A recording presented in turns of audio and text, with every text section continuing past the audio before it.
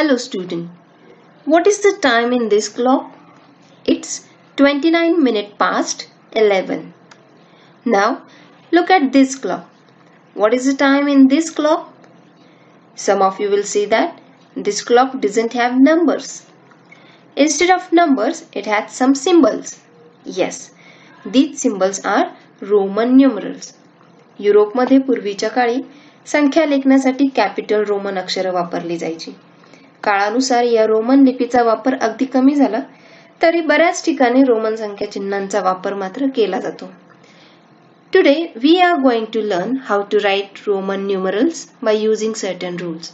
So let's start. These are international numerals and Devanagari numerals. First to fourth standard पर्यंत तुम्ही हे दोन्ही number शिकलेले आहात.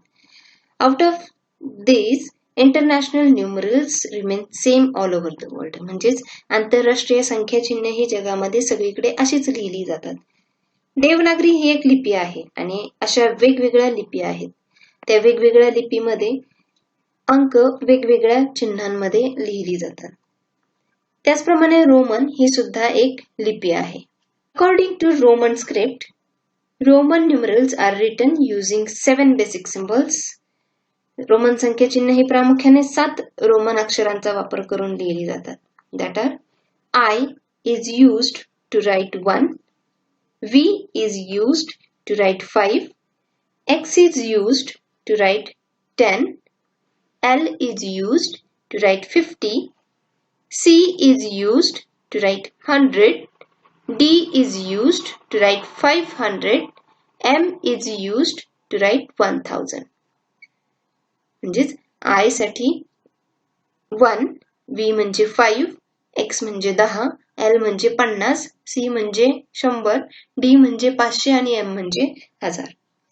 But there is no any symbol for 0 in Roman numerals. Roman संख्यांमध्ये शून्यासाठी मात्र कोणतेही चिन्ह नाही.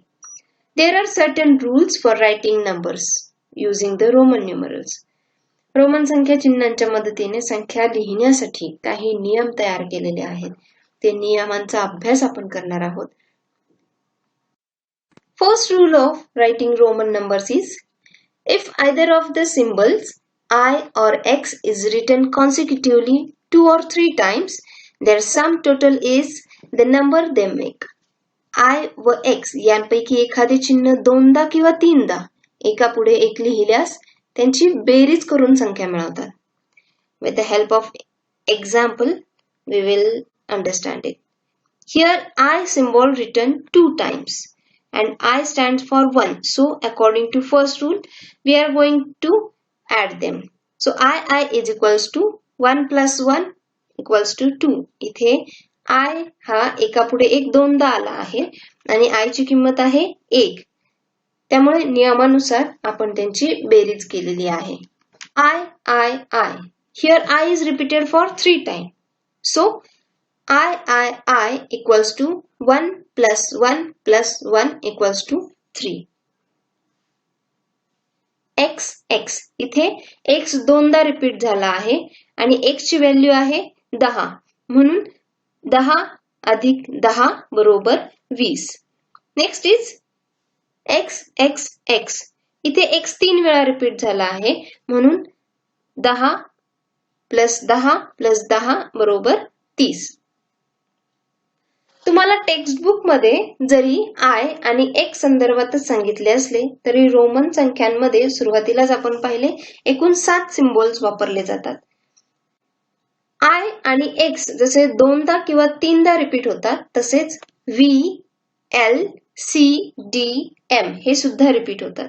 That means symbols like V, L, C, D, M can also be repeated for 2 or 3 times.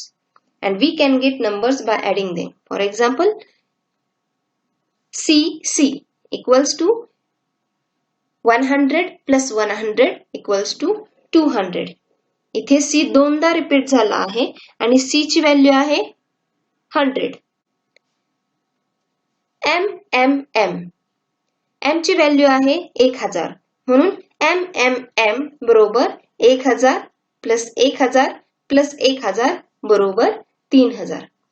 That means This first rule is not only applicable for I and X but also for V, L, C, D, M. म्हणजेच I व X यांपैकी एखादी चिन्ह दोनदा किंवा तीनदा एका पुढे एक लिहिल्यास त्यांची बेरीज करून संख्या मिळवतात. हा नियम V, L, C, D, M यांच्यासाठी सुद्धा लागू होतो. The second rule is the symbols I or X can be repeated consecutively for a maximum of 3 times. I आणि X ही चिन्हे एकापुढे एक जास्तीत जास्त 3 वेळाच लिहितात. Example, I equals to 1 plus 1 equals to 2. म्हणजेच I बरोबर 1 अधिक 1 बरोबर 2. इथे I दोनदा रिपीट झाला आहे. I equals to 1 plus 1 plus 1 equals to 3. Here I is repeated for 3 times. म्हणजेच I हा 3 वेळा रिपीट झाला आहे. म्हणून I बरोबर 3. आता 4 साठी तुम्ही कसे लिहाल? I बरोबर 1 plus 1 plus 1 plus 1 बरोबर 4. If you write I for 4 times and adding its value, then it will be totally incorrect. म्हणजेच तुम्ही 4 वेळा I एका पुढे एक लिहिला आणि त्याची बेरीज करून 4 असे लिहिले तर तुमचे उत्तर साफ चुकीचे आहे. Because according to second rule, I and X can be repeated only for 3 times. म्हणजेच नियमाप्रमाणे आपण I आणि X ही चिन्हे एका पुढे एक जास्तीत जास्त 3 वेळाच लिहू शकतो. म्हणून 4 वेळा I बरोबर 4 हे उत्तर चुकीचे आहे. X बरोबर 10 अधिक 10 अधिक 10 बरोबर 30. इथे X 3 वेळाच रिपीट झालेला आहे. परंतु you cannot write X is equal to 40. आता पुस्तकामध्ये फक्त I आणि X संदर्भातच दिले आहे. Then what about other symbols? Symbols like C, M can also be repeated. इतर चिन्हांपैकी C, M ही चिन्हे सुद्धा एका पुढे एक 3दाच लिहिली जाऊ शकतात. मग V, L, D चे काय? ते रिपीट करू शकतो का 2दा किंवा 3दा? म्हणजेच V असं लिहू शकतो का? तर नाही. V असं 2दा आपण लिहू शकत नाही. Because the numerals V, L, D are never repeated consecutively. V, L, D ही चिन्हे कधीही एका पुढे एक लिहिली जात नाहीत. पुढचा रूल आहे when either I or V is written on the right of the symbol of a bigger number, its value is added to the value of bigger number. I किंवा V यांपैकी एखादे चिन्ह मोठ्या संख्येच्या चिन्हाच्या उजवीकडे लिहिले तर त्याची किंमत मोठ्या संख्येच्या चिन्हाच्या किमतीत मिळवली जाते. Example, VI equals to 5 plus 1 equals to 6. Here, value of V is greater than value of I and I is written on the right side of V. So, according to rule, we have added value of I into value of V. That is, VI is equal to 5 plus 1 equal to 6. म्हणजेच इथे V म्हणजे 5 आणि I म्हणजे 1 आहे. आणि I हा V च्या उजव्या बाजूला आहे. म्हणून I ची किंमत V च्या किमतीमध्ये मिळवली आहे. VI equals to 5 plus 1 plus 1 equals to 7. Next, XI बरोबर 10 अधिक 1 बरोबर 11. X म्हणजे 10 आणि I म्हणजे 1. I हा X च्या उजव्या बाजूला आहे. X ही मोठी किंमत आहे आणि I हा X च्या उजव्या बाजूला आहे. म्हणून X च्या किमतीमध्ये I ची किंमत मिळवली आहे. म्हणून xi बरोबर 10 अधिक 1 बरोबर 11. xii बरोबर 10 अधिक 1 अधिक 1 बरोबर 12. इथे 11 x च्या नंतर 2 वेळा रिपीट झालेला आहे. म्हणून i ची किंमत x च्या किमतीमध्ये मिळवली आहे. xii equals to 10 plus 1 plus 1 plus 1 equals to 13. मग IVX बरोबरच LCDM यांसाठी सुद्धा हाच नियम आहे. म्हणजेच LXX equals to 50 plus 10 plus 10 plus 10 equals to 80. L म्हणजे 50, X म्हणजे 10. मग X हा L च्या उजवीकडे 3 वेळा रिपीट झालेला आहे आणि L हा X पेक्षा मोठा आहे. म्हणून X ची किंमत L च्या किमतीमध्ये मिळवली आहे. LXX X बरोबर 50 अधिक 10 अधिक 10 अधिक 10 बरोबर 80. DL equals to 500 plus 50 equals to 550. Here value of D is 500, value of L is 50 and L is written to the right side of D, so its value is added to value of D. So DL is equal to 550. Next is MD equals to 1000 plus 500 equals to 1500. Here value of M is 1000 and value of D is 500. So M is greater than D. So value of D is added to the value of M.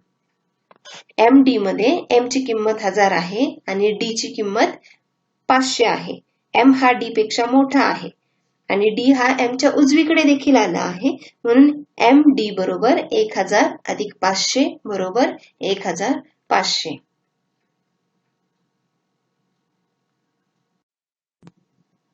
The next rule is when I is written on the left of V or X, then its value is subtracted from the value of V or X. However, the symbol I is not written more than once before V or X. I हे चिन्ह V किंवा X या चिन्हाच्या डावीकडे लिहिल्यास त्याची किंमत V किंवा X च्या किमतीतून वजा केली जाते. मात्र I हे चिन्ह V किंवा X च्या मागे एकापेक्षा जास्त वेळा लिहिले जात नाही. एक्झाम्पल IV बरोबर 5 वजा 1 बरोबर 4. इथे I हा V च्या डावीकडे लिहिलेला आहे. म्हणून V मधून त्याची किंमत वजा केलेली आहे. V ची किंमत आहे 5. म्हणून IV equals to 5 minus 1 equals to 4. IX equals to 10 minus 1 equals to 9. Here I is written to the left side of X and the value of X is 10. So value of I is subtracted from the value of X, that is 10 minus 1 equals to 9. Now IIX equals to 10 minus 2 equals to 8. You cannot write like this because according to rule the symbol I is not written more than once before V or X. म्हणजेच I हे चिन्ह V किंवा X च्या मागे एकापेक्षा एक जास्त वेळा लिहिता येत नाही. म्हणून IIX बरोबर 10 वजा 2 बरोबर 8 असे तुम्ही लिहू शकत नाही. Then symbol V is not written to the left of a greater number. V हे चिन्ह मोठ्या संख्येच्या डावीकडे लिहिले जात नाही. म्हणजे तुम्ही VX असे लिहू शकत नाही. Now I would like to tell some more. आता I हा V आणि X मधून सबट्रॅक्ट होऊ शकतो. X हा L आणि C मधून सबट्रॅक्ट होऊ शकतो. C हा D आणि M मधून सबट्रॅक्ट होऊ शकतो, परंतु V, L and D are never subtracted. V, L आणि D हे कधीही वजा होऊ शकत नाहीत. That means V, L and D are never subtracted and also not written to the left of any symbol. Now let us see how to write 1 to 20 using these rules and the symbols I, V and X. I equal to 1. I ची किंमत ठरलेली आहे. I दोनदा repeat झालाय, म्हणून I बरोबर 1 plus 1 बरोबर 2. I बरोबर 1 plus 1 plus 1 equals to 3. इथे I तीनदा रिपीट झाला होता एका पुढे एक. IV equals to 5 minus 1 equals to 4. इथे I हा V च्या डाव्या बाजूला आहे आणि V च्या डाव्या बाजूला जर I आला तर त्याच्यामधून I मायनस होतो, म्हणजे सबट्रॅक्ट होतो, म्हणून IV बरोबर 5 वजा 1 बरोबर 4. V म्हणजे 5. VI बरोबर 5 plus 1 बरोबर 6. इथे I हा V च्या उजव्या बाजूला आलेला आहे. V ही मोठी संख्या आहे, म्हणून नियमानुसार I ची किंमत V मध्ये मिळवली आहे, म्हणून VI बरोबर 5 अधिक 1 बरोबर 6. VII. Here I is repeated for 2 times on the right side of V. So VII equals to 5 plus 1 plus 1 equals to 7. VII. Here I is repeated for 3 times on the right side of V. So VII equals to 5 plus 1 plus 1 plus 1 equals to 8. V च्या नंतर I 3 वेळा repeat झालेला आहे, म्हणून I ची किंमत V मध्ये 3 वेळा मिळवली आहे, म्हणून VII बरोबर 5 अधिक 1 अधिक 1 बरोबर 8. IX. आता यामध्ये X ही मोठी संख्या आहे आणि I हा तिच्या डाव्या बाजूला आलेला आहे, म्हणून X मधून I ची किंमत वजा करण्यात आलेली आहे, म्हणून IX बरोबर 10 वजा 1 बरोबर 9, म्हणजेच IX is equal to 10 minus 1 equals to 9. X equals to 10. X ची किंमत फिक्स आहे. XI equals to 10 plus 1 equals to 11. Here I is on the right side of X, so its value is added to X. XII. याच्यामध्ये I X च्या उजव्या बाजूला दोनदा आलेला आहे, म्हणून I ची किंमत X मध्ये दोनदा मिळवली आहे, म्हणून XII बरोबर 10 अधिक 1 अधिक 1 बरोबर 12. XII equals to 10 plus 1 plus 1 plus 1 equals to 13. XIV equals to 10 plus 4. इथे X म्हणजे 10 आणि IV म्हणजे 4, म्हणून XIV is equal to 10 plus 4 equals to 14. XV equal to 10 plus 5 equal to 15. XVI बरोबर 10 plus 5 plus 1. इथे तुम्ही 6 असं देखील लिहू शकता. XVII equals to 10 plus 5 plus 1 plus 1 equal to 17. इथे तुम्ही 10 अधिक 7 असं देखील लिहू शकता. XVII equals to 18 म्हणजेच 18. XIX इथे X म्हणजे 10, IX म्हणजे 9, म्हणून XIX बरोबर 10 अधिक 9 बरोबर 19. म्हणजेच x is equal to 10 plus 9 equals to 19 आणि शेवटी x equals to 10 plus 10 equals to 20. X is repeated for 2 times, so we have added them. In this way, we have learned Roman numbers from 1 to 20. So you can also write Roman numbers from 1 to 100 by using these rules. Semi इंग्रजी आणि मराठी अशा दोन्ही माध्यमाच्या विद्यार्थ्यांना उपयोगी व्हावा या हेतूने हा व्हिडिओ बनवला आहे. त्याचबरोबर स्कॉलरशिपसाठी सुद्धा व्हिडिओ नक्कीच उपयोगी पडू शकतो. व्हिडिओ आवडला असेल तर मात्र लाईक करायला आणि चॅनलला सबस्क्राईब करायला विसरू नका. धन्यवाद.